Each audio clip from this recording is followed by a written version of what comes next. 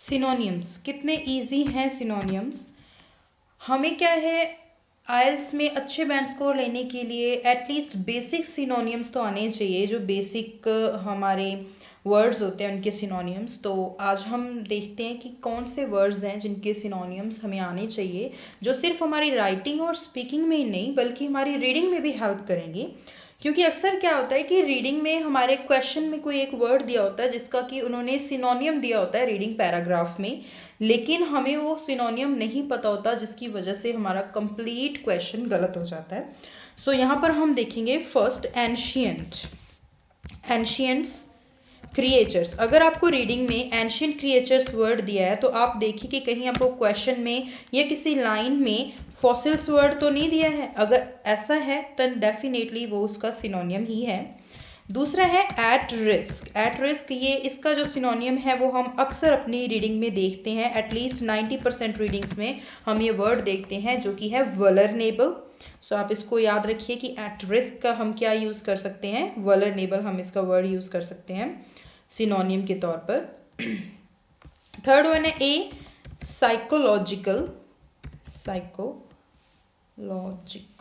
Wait a minute, psychological, yes this one is very important. Sometime क्या होता है कि हमें रीडिंग में साइकोलॉजिकल वर्ड दिया है, साइकोलॉजिकल इलनेस, लेकिन हमें जो हमारा पैराग्राफ है वहाँ पर इन्होंने वर्ड दिया है मेंटल डिसऑर्डर। सो हम उस चीज़ को पहचान नहीं पाते हैं और हम अपना अक्सर क्वेश्चन गलत कर देते हैं। और इस टाइप के जो हमें सिनोनियम्स होते हैं वो जनरली ट्रू फॉल्स में या समरी में आते हैं। सो अगर आप इनको अच्छी तरह से याद करेंगे, अपनी नोटबुक में लिखेंगे मेरे साथ साथ, तो ये आपकी समरी और आपके ट्रू फॉल्स को डेफिनेटली हेल्प करेगा कि आप ज़्यादा अच्छे बैंड स्कोर उनमें ले सकते हैं। नेक्स्ट है अफेक्ट, जो हम जनरली अपनी डे टू डे आइल्स प्रैक्टिस में यूज़ करते हैं। तो इसमें इन्फ्लुएंस भी यूज़ कर सकते हैं, इससे तो आप फैमिलियर होंगे ही इन्फ्लुएंस और अफेक्ट से। सो ये एक दूसरे के सिनोनियम होते हैं। उसके बाद बारी आती है चेंज की। चेंज जो हम प्रोसेस में यूज़ करते हैं, जो मैन मेड प्रोसेस है और नेचुरल प्रोसेस है उसमें हम यूज़ करते हैं, या फिर हम मैप्स की बात करें तो उसमें भी हम चेंज वर्ड को यूज़ करते हैं। तो चेंज तो ऑलरेडी उन्होंने क्वेश्चन में हमें दे ही रखा होता है, तो उसके लिए हम क्या यूज़ कर सकते हैं, उसके लिए हम अल्टर यूज़ कर सकते हैं, अल्टरेशन जिसको बोलते हैं चेंजेस को, तो हम अल्टर उसके लिए यूज़ कर सकते हैं।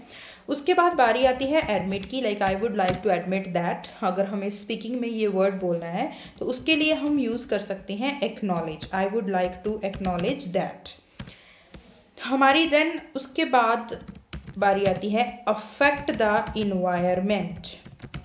जनरली जब हम कहते हैं कि पोल्यूशन अफेक्ट्स द इन्वायरमेंट, तो वो देखो कितना मतलब थोड़ा सस्ता सा वर्ड लग रहा है। उसके लिए अगर हम अच्छे से वर्ड को यूज़ करें तो हमारे बैंड स्कोर भी बहुत अच्छे आएंगे। तो उसके लिए हम क्या वर्ड यूज़ कर सकते हैं, र्यून द इन्वायरमेंट, मतलब कि इन्वायरमेंट को विनाश करना या इन्वायरमेंट को ख़राब करने को हम क्या बोलते हैं, र्यून द इन्वायरमेंट। सो बहुत अच्छी वोकैबुलरी है।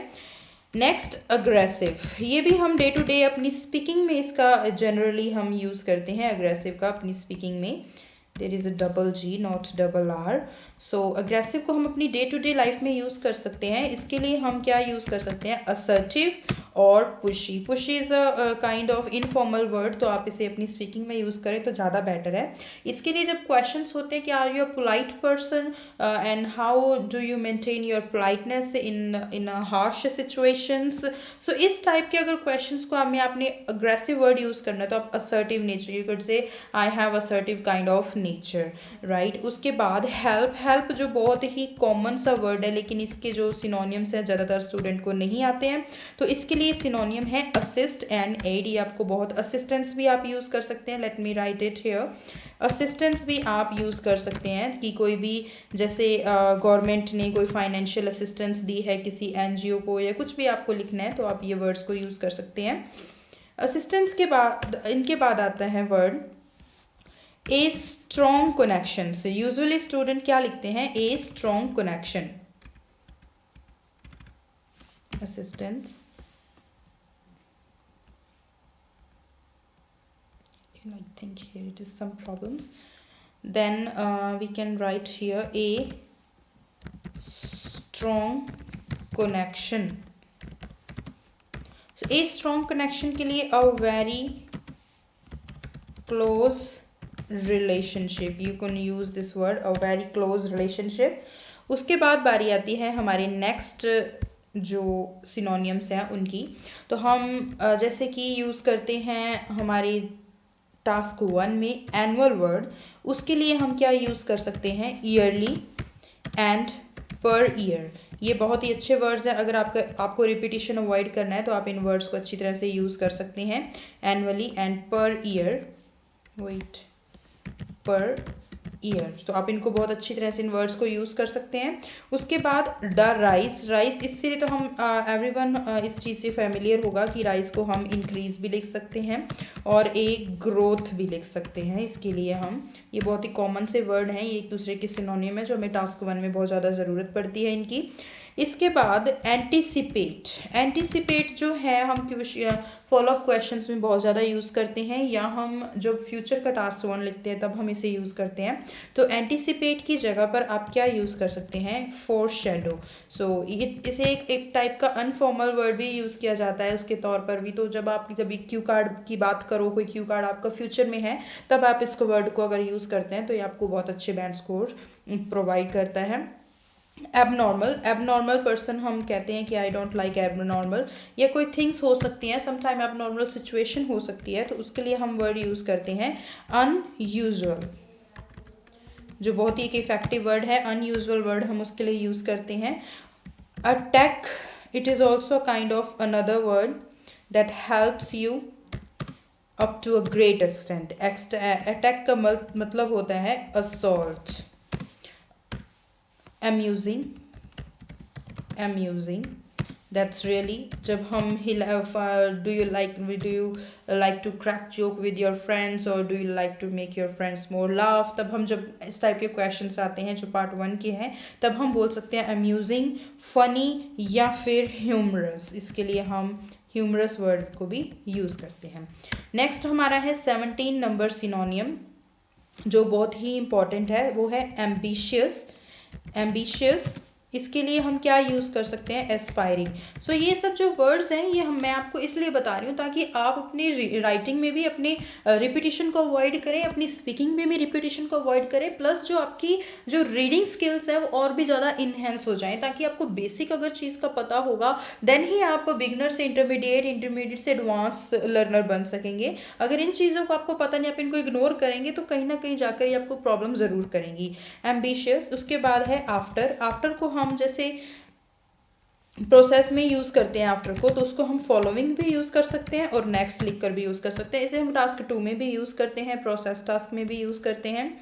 Afraid, I am afraid from it, so you can also I scared from it, और आप इसे क्या यूज़ कर सकते हैं, फ्राइटेंड, HTENED, फ्राइटेंड भी आप इसे यूज़ कर सकते हैं। नेक्स्ट हमारा 20 नंबर जो सिनोनियम है वो है एपरेंट। एपरेंट, इसके लिए आप क्या यूज़ कर सकते हैं, ऑब्वियस एंड एविडेंट। एविडेंट, तो आप इन सभी तीनों चीज़ों को यूज़ कर सकते हैं। ये जनरली जो हमारे टीचर्स हैं वो हमें बोलते हैं कि जो आपके मतलब आइल्स ट्रेनर्स हैं वो बोलते हैं कि आप अपना जो टास्क 1 है उसकी बॉडी पैराग्राफ 1 में इसको यूज़ करो, या ओवरऑल में it is clear that, it is apparent that, तो आप ये सब सिनोनियम वहाँ पर भी यूज़ कर सकते हैं। नेक्स्ट, हाँ 20 नंबर अकम्पले, अकम्प्ड, ACCOMPANIED, अकम्प्ड बाय, तो इसके जगह पर आप सिनोनियम यूज़ कर सकते हैं टुगेदर विथ। सो ये रीडिंग में आपको बहुत हेल्प करेगा, क्योंकि रीडिंग में कई बार क्या सिनोनियम हमें पूरी तरह से नहीं आते, लेकिन उसकी पैराफ्रेजिंग होती है वर्ड्स की, तो इस तरह से होती है। जैसे अकम्प्ड बाय लिखा है तो वहाँ पर टुगेदर विद होगा, देन आप उस हिसाब से अपना क्वेश्चन कर सकते हैं, तो डेफिनेटली आपका आंसर जो है वो बिल्कुल सही होगा। एबिलिटी, एबिलिटी, ये तो ऑलमोस्ट हमारा डे टू डे स्पीकिंग में यूज़ होते हैं वर्ड। एबिलिटी को हम स्किल भी बोल सकते हैं और इसको हम एप्टीट्यूड भी बोल सकते हैं, जो बहुत ही ईजीएस्ट लैंग्वेजेस हैं और इजीली ये रिमेंबर हो सकते हैं। उसके बाद एफुल, अफुल जो होता है वो बहुत ही भयानक, जिसको हम बोलते हैं अफुल डिजीज़, कह सकते हैं cancer is an awful disease, जिसे हम दूसरा सिनोनियम यूज़ कर सकते हैं dreadful. Dreadful is also kind of very popular synonym, so आप इसको यूज़ कर सकते हैं। उसके बाद है ऑकवर्ड। ऑकवर्ड, ऑकवर्ड का मीन्स है क्लम्जी और you can say embarrassing, embarrassing. फिर 25 नंबर दैट इज अप्रूव, उसके लिए आप यूज़ कर सकते हैं एक्सेप्ट और रेटिफाई और इंडोर्स, यह सब चीज़ें आपको यूज़ कर सकते हैं। Next 26 number artificial.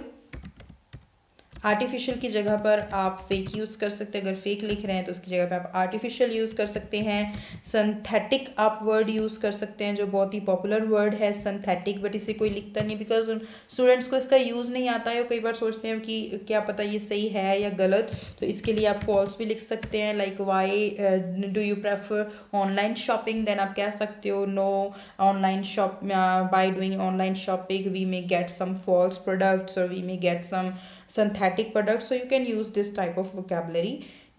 Next is 27 number amazing. सो आज जो जितनी भी बेसिक हमारी वोकेबलरी है वो हम इस वीडियो में करेंगे, देन उसके बाद हम अगेन डे टू डे बहुत ही इंटरेस्टिंग और एडवांस लेवल की वोकेबलरीज करेंगे। और ऐसे ही मैंने अपनी 4 to 5 डेज़ की वीडियोस डाली जिसमें एवरीडे हमने 5 डे एडवांस वोकेबलरीज की हैं, तो आप उसको भी देख सकते हैं कि किसको हम क्या विद एग्जांपल्स मैंने उनमें पुट किया है।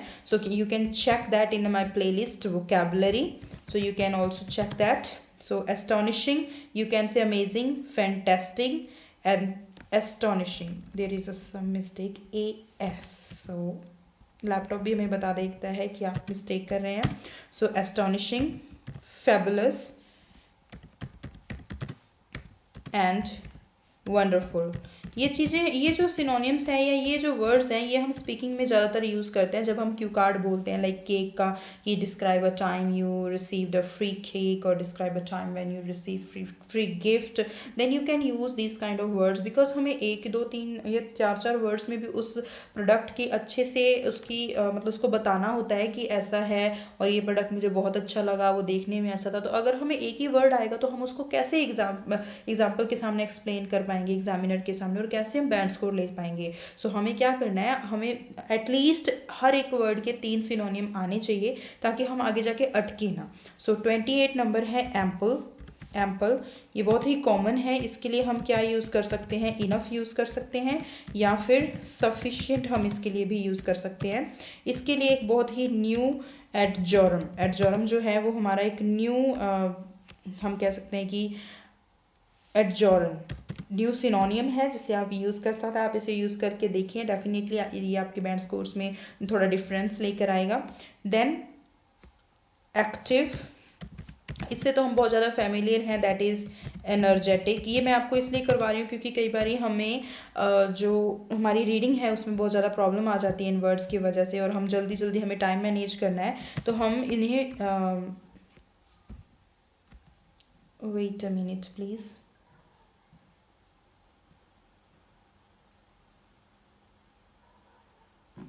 सो हमारी रीडिंग में हमें क्या है कि ये बहुत ज़्यादा प्रॉब्लम क्रिएट कर देते हैं। सो ए फ्यू और ए हैंडफुल ऑफ, ये भी हमें रीडिंग में बहुत ज़्यादा मिल जाएंगे कि a few a handful, like हम जैसे कह देते हैं कि मुट्ठी भर चीज़।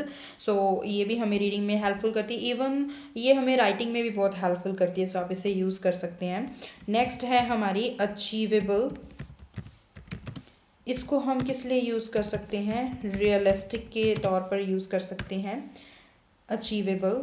देन अबव, अबव को हम क्या यूज़ कर सकते हैं, ओवरहेड। ओवरहेड क्या है कि किसी चीज़ से ऊपर, जब हम अबव यूज़ करते हैं स्पेशली मैप में, अगर हम देखें तो मैप में हम अबव बहुत ज़्यादा यूज़ करते हैं कि इसके लिए हम डायरेक्शंस बताते हैं किसी चीज़ की, तो हम उसके लिए ओवरहेड भी यूज़ कर सकते हैं। नेक्स्ट है अलाउ। अलाउ का मीन्स होता है परमिट। सो ये तो बहुत सिंपल है, आप इसे अपनी डे टू डे लाइफ में यूज़ कर सकते हैं। तो ये 32 सिनोनियम्स थे जो हम अपनी डे टू डे लाइफ में और डे टू डे प्रैक्टिस में हम यूज़ करते हैं। तो अगर आप इसे अच्छी तरह से मेमोराइज़ कर लेंगे तो ये आपको बहुत ज़्यादा हेल्प करेंगे। उसके बाद हम इन्वायरमेंट पे अभी हम बात करेंगे। इन्वायरमेंट पर जो वोकेबलरी दी जाती है उसके लिए हम बात करेंगे। सो सबसे पहले let me right a title environment. इसके लिए हमारे पास फर्स्ट वोकेबलरी क्या है? Adverse environmental effects. तो इसका क्या मतलब होता है? इसका जनरली क्या मतलब है? एबनॉर्मल या फिर हार्मफुल या और अनडिज़ायरेबल इम्पैक्ट ऑन इन्वायरमेंट। सो ये इसका मेन मीनिंग है। एडवर्स इन्वायरमेंटल इफेक्ट्स का मतलब है एबनॉर्मल, हार्मफुल और अनडिज़ायरेबल इम्पैक्ट ऑन इन्वायरमेंट। सो अगर आपको कोई भी लाइन 2 बार लिखने की ज़रूरत पड़ रही है, पॉल्यूशन की बात कर रहे हो आप या ग्रीन हाउस इफेक्ट की बात कर रहे हो, तो आप दोबारा उन चीज़ों को रिपीट न करें और आप इस तरह से उसके सिनोनियम लिख कर और उसे अच्छी तरह से इलेबोरेट करें। नेक्स्ट है क्लाइमेट चेंज मिटिगेशन। सो इसके लिए हम क्या यूज़ करेंगे? क्लाइमेट चेंज मिटिगेशन के लिए consists of actions to limit the magnitude or rate. Magnitude, it means that rate, we can say there is a mistake in it. Magnitude or rate of long term climate change, ये हम इसके लिए use कर सकते हैं। Next है इमेंशंस को हम कब यूज़ करेंगे? इमेंशंस होता क्या है? ए सब्सटेंस, इसको थोड़ा ऊपर कहेंगे, सब्सटेंस, और you can also use substances discharged into the air. For example, from where it is discharged, that is as by a smoke stack or an automobile engine. So जो उनमें से जो substance जो होते हैं इन एयर के अंदर, जो सब्सटेंसेस जो डिस्चार्ज होते हैं जैसे कि स्मोक स्टैक से या फिर ऑटोमोबाइल इंजन से, तब हम क्या बोलते हैं? उसको इमेंशंस बोलते हैं। फिर उसके बाद टर्न है exhaust fumes.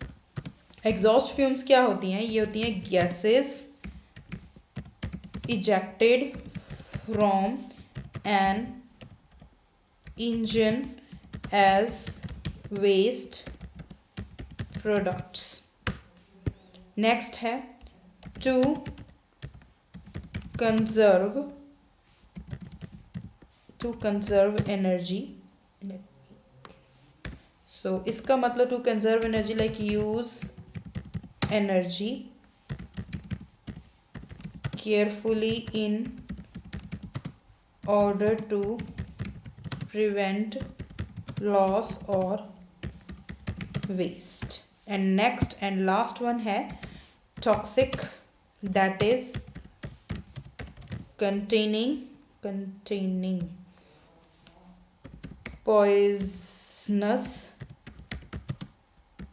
substances. Yes, so here we can see the 6 most important words for the environment. First one, adverse environmental effects like abnormal, harmful or undesirable impact on environment. And next है climate change mitigation. It means that consist of action to limit the magnitude or rate of long term climate change. एक ऐसा action लेना जिसमें जो long term के climate changes हो रहे हैं आज हार्मफुल की तरफ, उसके लिमिट किया जा सके जो हार्मफुल चेंजेस हो रहे हैं। इमेंशंस होता है कोई ऐसा सब्सटेंस जो एयर में डिस्चार्ज किया जाता हो by automobile and automobile engine और स्मोक स्टैक के द्वारा। एग्जॉस्ट फ्यूम्स का मतलब होता है gases ejected from an engine as waste product के तौर पर जो गैसेज इंजन से निकाली जाती हैं उसे हम एग्जॉस्ट फ्यूम्स बोलते हैं। टू कंजर्व एनर्जी का मतलब है to conserve energy, use energy carefully in order to prevent loss और वेस्ट को प्रिवेंट करने के लिए जिस एनर्जी को केयरफुली यूज़ किया जाता है उसे बोलते हैं to conserve energy. Then toxic का मतलब है कंटेनिंग पॉइजनस सब्सटेंसेस, कि कोई चीज़ जो है या कोई प्रोडक्ट है जिसमें पॉइजनस सब्सटेंसेस हो उसे हम बोलते हैं टॉक्सिक। तो आज हमने 33 जो सिनोनियम्स हमने ये वाले सीखे हैं और उसके बाद हमने 6 ये सिनोनियम सीखे हैं। So I hope you like this video और आप इसे अपनी नोटबुक में देखें। एटलीस्ट मेरा मानना ये है कि तकरीबन अगर आप 10 दिन भी इन्हें रेगुलर डे बाय रूटीन में 5 मिनट के लिए भी रीड करते हो तो आपको ये ईजिली मेमोराइज हो जाएंगी और आपके आने वाले जो भी आइल्स प्रैक्टिस डेज हैं उनमें आपको ये बिल्कुल भी तंग नहीं करेंगी। ये आपको ईजिली जो आपकी रीडिंग और राइटिंग है उसकी जो प्रॉब्लम्स आपको आ रही हैं उसको सॉल्व करेंगी।